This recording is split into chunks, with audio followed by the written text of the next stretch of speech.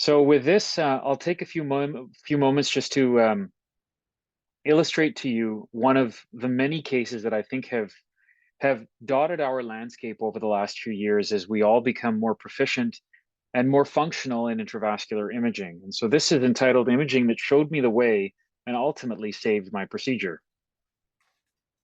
These are my disclosures.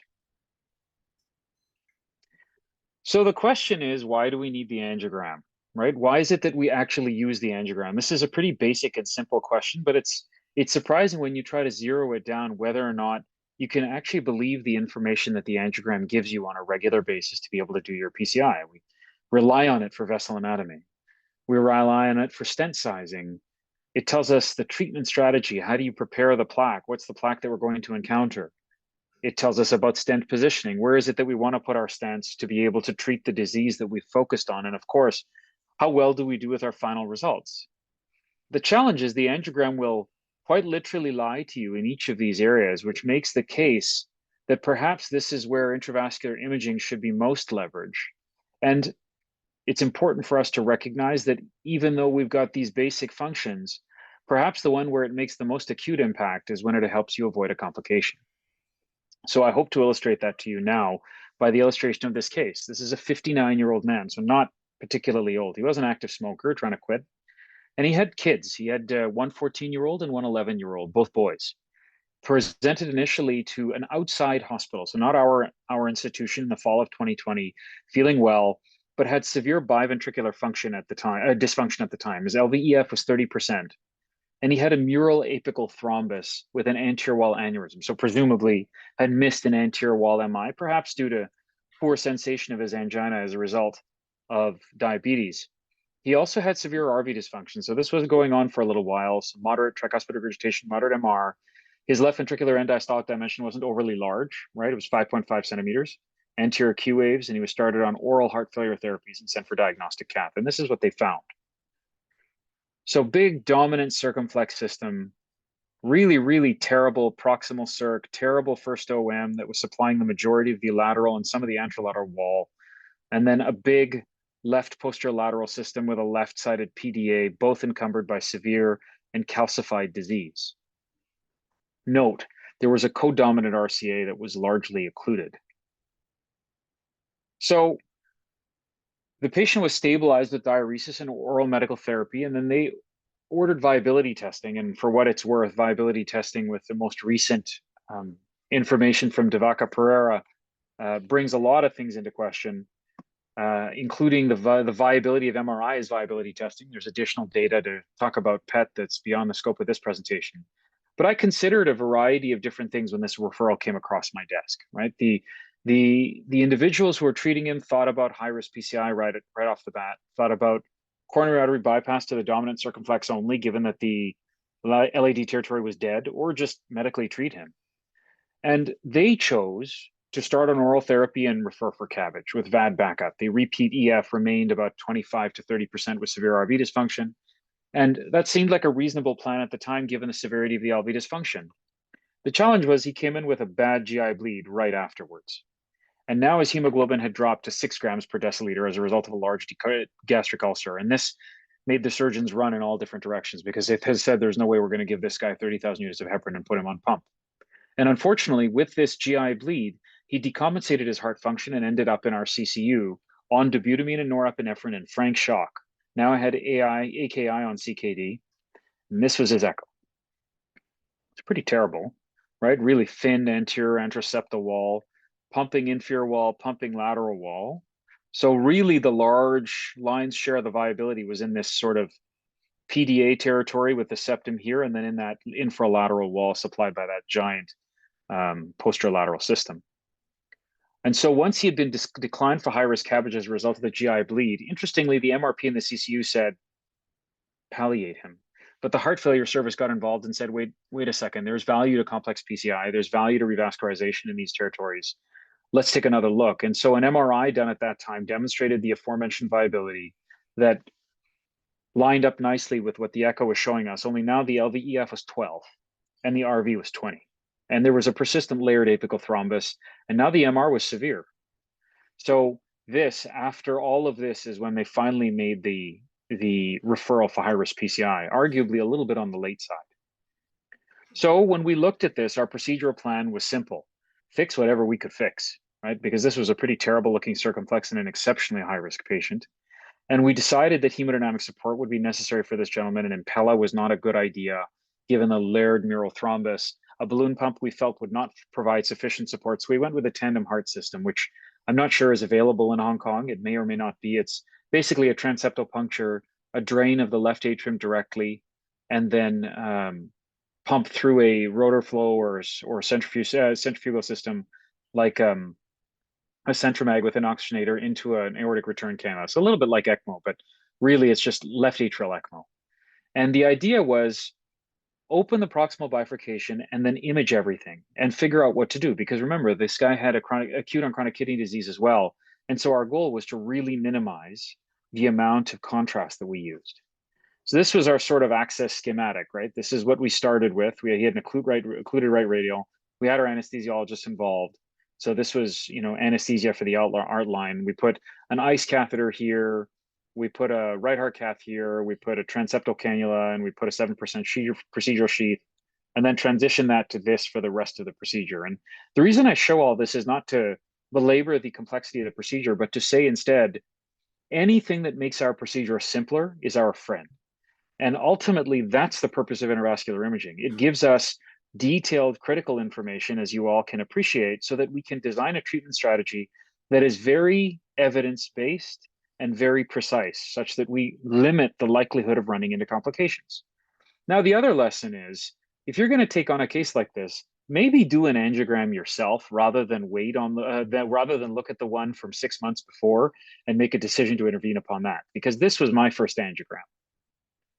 So this is not good, right? Now we have the same horrible disease in the prox circumflex, the same bifurcation disease. The problem is now that big left PDA, the one that was supplying the lion's share of the wall that was working, is now a chronic total occlusion. There is no lip whatsoever to poke into off of the main body of the circumflex. So this is now an ambiguous proximal cap. And all of the supply is through these very immature lateral wall epicardial collaterals coming into the the left-sided PDA. And this is just to show you with a zoom up in an LAO view that there really wasn't a stump here. It was very difficult to appreciate where this vessel occluded. So here's where we found ourselves with a difficult decision to make. This is a difficult CTO. It's an ambiguous proximal cap. It's a circumflex target, which is already a bad thing. There's a lot of calcification. The LV was horrible. It would require either a proximal cap puncture or a retrograde through a bunch of epicardials that were immature. And on the other hand, this was his one shot, right? This was a man who was already very sick, and it was going to be much harder to get that left-sided PDA, which supplied so much territory, if we didn't do it now. So my plan was, let's get what I can get and then maybe consider the CTO afterwards. I'm not sure, what the panel thinks, but maybe that's something that we can discuss afterwards. So as we know, calcification, which you could appreciate on the angiogram, is very difficult to delineate in terms of its severity without intravascular imaging, right? We know if it's there, it's at least moderate. And so not surprisingly, we ran into heavy calcification, and it was difficult to deliver anything initially, but we managed to get first NC balloons and then Wolverines through. And the question then becomes, as far as an IVUS guide goes, has this adequately prepared the vessel to stent? And this comes down to what is the appearance of the intravascular imaging. And in my case, I do a lot of IVUS, given that his creatinine was elevated. This is what we chose to use. And what we're looking for, of course, is evidence of a change in vessel wall compliance. And this IVUS tells us two things. One, there is calcium, but it's not nearly as bad as we thought it would be from the angiogram, because there aren't any really horrible rings of calcification. The IVUS calcium score of this gentleman would be 0, because there are no 270-degree rings. There is no 360-degree rings. There were no nodules, and the vessel's pretty big. So when we prepared this, we saw that our Wolverine created some nice dissection planes in the walls here, which meant that the vessel was nicely able to stent, but that we didn't have to worry about pulling out the wire, doing a rotablation down the main circumflex, or doing a rotablation down this branch, even though the balloons in that one angle looked a little bit dubious because everything was open, and that was all just acute recoil from the fibrotic disease. And so what we learned as far as a guidance perspective goes is that you can see calcium on an angiogram, but it does not guide you particularly well. And that's where the intravascular imaging really comes in. So here we ended up doing a DK crush with that large first obtuse marginal branch, stented back to a 5-0 in the proximal circumflex, kissed with two huge balloons, and then walked away with this final result in the proximal part of the circumflex, right? We did the proximal stenting. Here was our final result after our final KVI on the right side. So not bad, right? There's a 5-0 stent in the proximal part of the circumflex. There's good supply. There's certainly good supply into the first OM. There's reasonable supply into the second one. I could probably easily stent from the mid circumflex into the obtuse marginal branch, and then plug over the left-sided PDA and move on, and then live to fight another day. His post-circ MSA was 9.8 on post-PCI IVUS, and that was optimized further. It went all the way up to 13. So the discussion question is now, what do you do, right? The patient's stable, you're on 4 liters of support, less than 1 gray of radiation because we were in a radiation optimized room with about 90 cc's of contrast, and anesthesia seems happy. Do you get the OM2 done and get out? Are you sort of, I want to do the LPL, LPDA complex, or we're getting complete revascularization for this, whatever it takes? These are the questions that I ruminated upon sitting at the bedside. And the truth is, I decided that this was this guy's one shot, and I was reasonably comfortable doing the case. And so we decided to move ahead. So how do you then address the CTO? What's the most reasonable way of doing this? I wrote the retrograde paper from Open, and one of the things we learned is that the minute you pull out any retrograde technique, you're increasing your complication rates, even in the hands of an experienced operator.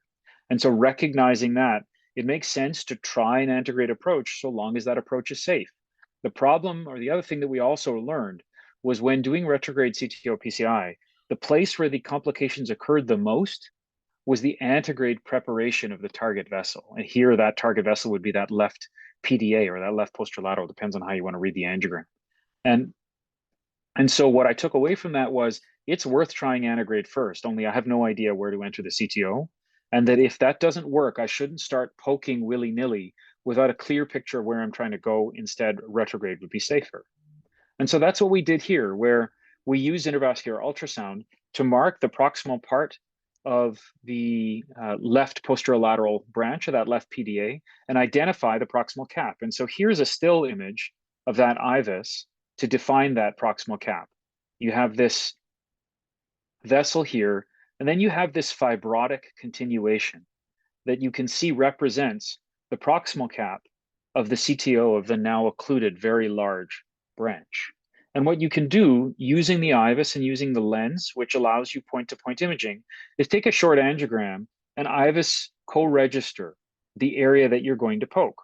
And that's what we ended up doing. We cineed this, we brought our microcatheter down, and then now that you had a fluoroscopic representation of where that lens was, we kept that in our mind's eye and did an IVUS guided proximal cap puncture. The challenge is, in order to get our equipment down, we had to dilate that part of the circumflex, and that made that part of the vessel quite large.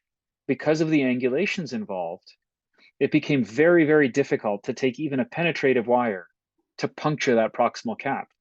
We unfortunately, this would be the perfect case for an angulated microcatheter like a supercore. Unfortunately, we didn't have any in the lab that day. So it was like the worst day to run out of equipment. So I was stuck there trying to get into that proximal cap, and I just couldn't get in. So I recognized I had failed and switched my strategy to retrograde at that time. Now, thankfully, we're blessed because we have a lot of really good wires and a lot of really good tools in our CTO toolbox. And so far, the imaging has shown us not only how to prepare our vessels, but how to optimize them, and then how to approach occluded vessels. We recognize that we were fairly confident in poking at that proximal cap, but we were just unable to penetrate it. And so we knew then that once we went retrograde, we would have to use our imaging to identify where we would need to stent and how large. So we came across that epicardial collateral. We came into the distal part of that posterolateral or left PDA branch, and then used a knuckle wire, a Mongo wire, to knuckle up through the occlusion. And as you can see, it's got that calcified distal cap and pop goes right through the proximal cap and into the body of the circumflex. But as you can see, the knuckle from the retrograde here is in the wall, right? So we're in a dissection plane there, which is why we don't want to just keep pushing upwards or we'll dissect right up the circumflex. and maybe pop into the previously placed stent, but then we're going to have a huge dissection plane. So instead, we use that as a marker for an antegrade entry. And with confidence, then having weakened the tissue a little bit with that retrograde knuckle, we were able to poke antegrade with a penetrative wire and wire right into the antegrade body of that branch. So now we were within earshot of trying to be able to get complete revascularization for him. So here comes the externalization, right? We managed to get antegrade, do reverse cart up here in the posterolateral system, and then externalize our retrograde wire. Yay, we're out into the antegrade guide. Everybody's happy. And now it's just a matter of getting the microcatheter up and flipping antegrade and doing our bifurcation. We're actually going to be able to win this. And so I quickly stented the distal part of the LPL once we had flipped antegrade, and then started coming back. And here you see the IVUS on the right. So we're in the subintimal space in that LPL, not surprising. There was a big section of occluded true lumen. And now here comes the bifurcation. Here comes as we come back. Oh, do you see that? Here's your wire in OM2. And now we're back into the main body of the circ. So I'll pause that and I'll bring that back just a moment so we can go over it, because that's really where this imaging technology saved my procedure. We did all this work to get that left posterolateral system back. We put the patient at risk to be able to do that. We secured the distal vessel nicely with a stent. But then as we pull back, we recognize that we now go subintimal here. That's no big deal, right? We know that subintimal stenting is safe in CTO PCI so long as you're not losing large branches. And in this case, there are no large branches coming off of this segment of the LPL. You can see the true lumen of the vessel here that's kind of crushed. And then as we come back subintimally, you can see that there's a plenty of calcification around 180 or around 6 o'clock that's rolling around the sides of the vessel, as you can see. But now as you come back to the bifurcation, what do we see? What's going on here? Where you see a wire now at about the 10 o'clock position in OM2. The question we have to ask ourselves is, where is this IVUS catheter? And what is that going to do to the treatment strategy of our procedure? Here's what this looks like. You're in the LPL or the left PDA subintimally with the IVUS catheter. And the problem is your OM2 is still very much intact, and you're separated from your second obtuse marginal branch by a very big dissection plane. So what'll end up happening then is if you stent back from the LPL into the main circumflex, you'll shut the door on the OM. And if we stent back from the OM into the main circumflex, we'll shut the door on the LPL and undo all of the work that we just did. How do we do this bifurcation? It centers around the idea of having to identify this tissue plane and having to treat it somehow. So what we chose to do when we looked at this carefully is recognize that the OM2 and the LPL sizes were different. And if we were able to mount a kissing balloon attack on that tissue plane with appropriately sized balloons would be okay. And so I actually took 2 Wolverine cutting balloons. If you looked at the athertomes on these, they're not sharp. They're just pointed to maximize point pressure. And as a result, I was able to take these 2 balloons in and I kissed them. I kissed them at low pressures, and then a subsequent IVUS from OM2 back into the main body of the circumflex demonstrated this. So this is OM2 now coming back. There's the wire, and now you can see here, you have a hole. You have multiple breaks in that tissue plane. That tissue plane now having been obliterated allowed us to do a very simple bifurcation procedure and actually recover that branch.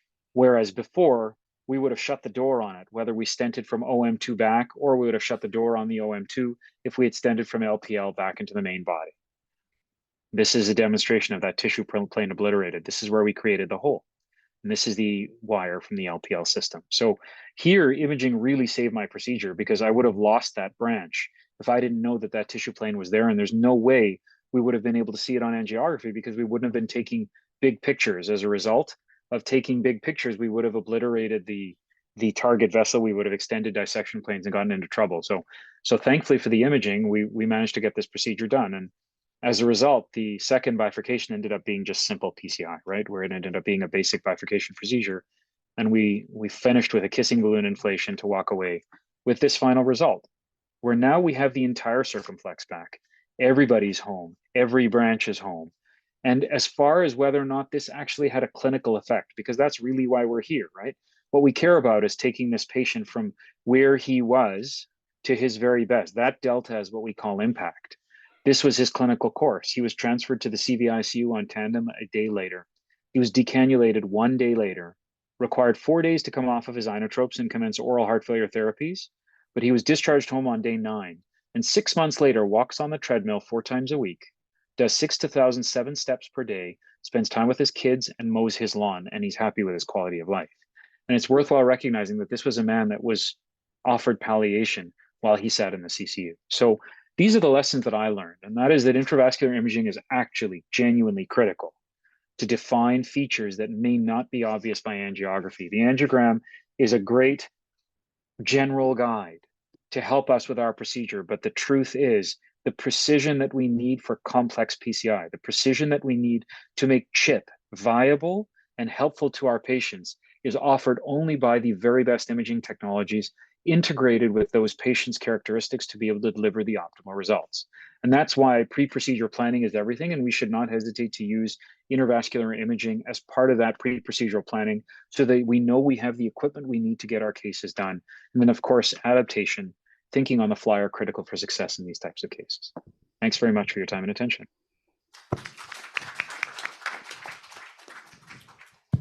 Yes, thanks, Sanjog. So it's Frankie Tan from Hong Kong. So really nice Hi, case, Frankie. illustrating the use of the intravascular imaging and also these MCS, very impressive. I'm sure all the panelists and the audience may have a question to do. So maybe I can just start off. So for the second bifacial stenting, is it a DK crush with a stent in the LPL and the OM2? Yeah, so in that situation, believe it or not, I ended up doing a mini crush for that second bifurcation. What we ended up doing was it was a mini crush because what we saw was that there was so much tissue plane obliteration that we were able to actually line up that stent almost perpendicularly from the OM into the main body of the circ, so that we then just ballooned and stented back from the LPL into the main circumflex, recrossed and kissed. Yeah, but that's a very wise strategy. Using some cutting balloon to try, because I think it sometimes happens when we do avascular puncture, for example, a osteo LAD stump occlusion CTO. So we enter the LAD, but actually it may enter at the subintimal plane, and we retrograde go from the subcollaterals, and then there's still some tissue plane between the LAD and the circumflex. Very nice case. So any comment or question from the panelists? You know, Frankie, can I just respond to I mean, I'm in fully agreement, but it's interesting. Sometimes we get stuck, right? I did a retrograde just the other day where it was a difficult retrograde that we managed to get where we managed to get a type 1 LAD back and poked right through the middle of the proximal cap. And I confirmed on imaging that in fact we were out in the middle, not the middle, but towards the one end of the proximal cap, with very little subintimal encumbrance at the level of the ostium of the LAD. But interestingly, when I ballooned the LAD, I shut the circ down. And it wasn't because I entered subintimally, which I think is a very important point. It was also because I ignored what the IVUS was telling me about the nature of the tissue, which is that proximal cap was a giant calcific ball.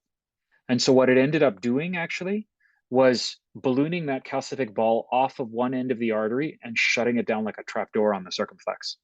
So what ended up happening was flow encumbrance, but you could see this little ball of calcium obstructing the ostium of the circumflex, flopping back and forth because it had literally flopped down from the ostium of the LAD as the proximal cap. And what I needed to recognize was that the amount of calcium in that probably needed a rotablator before starting to balloon it. Otherwise, it was bound to do that. It was bound to hinge. And I think that's just yet another area where in those types of CTOs, we have to be very reliant on what the imaging tells us. Yes, that's a very important comment. That again show the usage of IVUS that help all the CTO procedures. So any question or comment from the panelists or audience?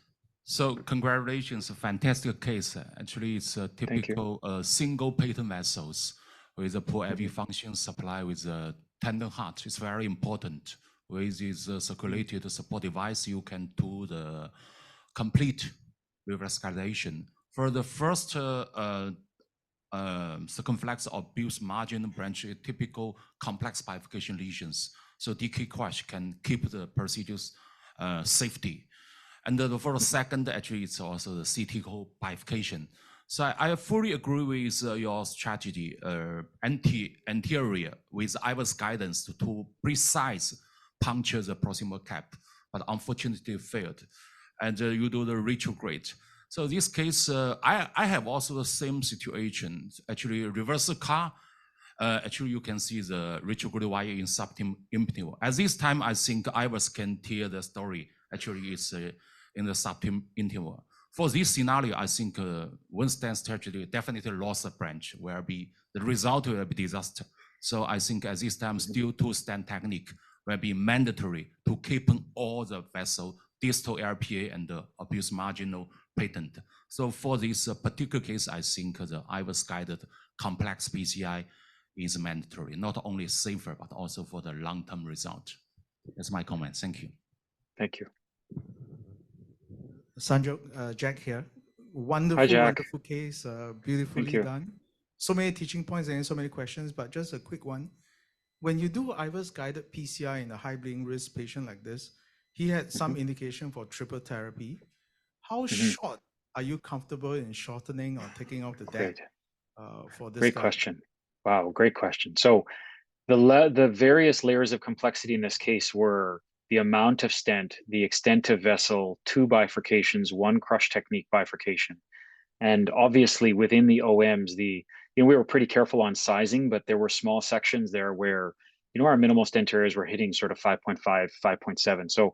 So my approach to these types of individuals now in today's day, given the results of Onyx Champion and other similar studies, I think we have a mounting bit of evidence now, is that I'm pretty comfortable with 1 month of triple therapy, and then I bump down to Plavix and apixaban.